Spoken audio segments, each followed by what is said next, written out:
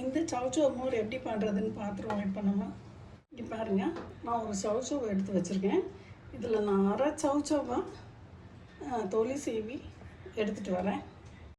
அரை சவுச்சவ் நான் எடுத்துருக்கேன். இந்த கொட்டையெல்லாம் எடுத்துட்டோம். நம்ம இந்த இடத்துல ஒரு கொட்டை மாதிரி இருக்கும், அதை நம்ம எடுத்துட்டோம். தொலி நல்லா சீவியாச்சு. இதை நம்ம பொடியை நறுக்கி மிக்சியில் போட்டுக்கிடுவோம். அரை சவுச்சவ் தான் எடுத்துருக்கோம்.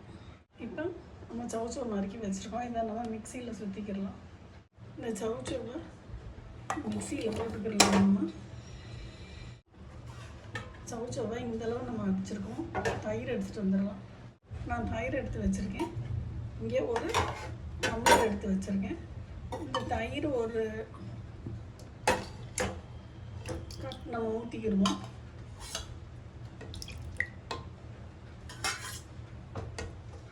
நம்ம ஒரு 3/4 டம்ளர் ஊற்றிருக்கோம். இதை சுற்றிட்டு வந்துடலாம்.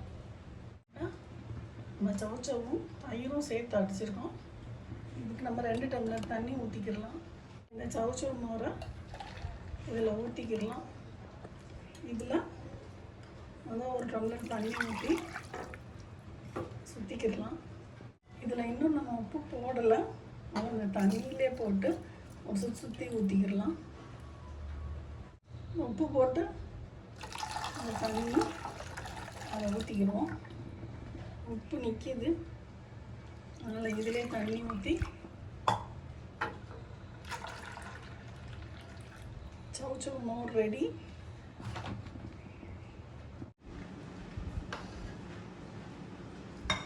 இந்த சவுச்சவ் மோர் வந்து செம எம்மியாக இருக்கும். இந்த சவுச்சவ் மோர் ட்ரை பண்ணி பார்த்துட்டு சொல்லுங்கள் ஃப்ரெண்ட்ஸ். பாய்.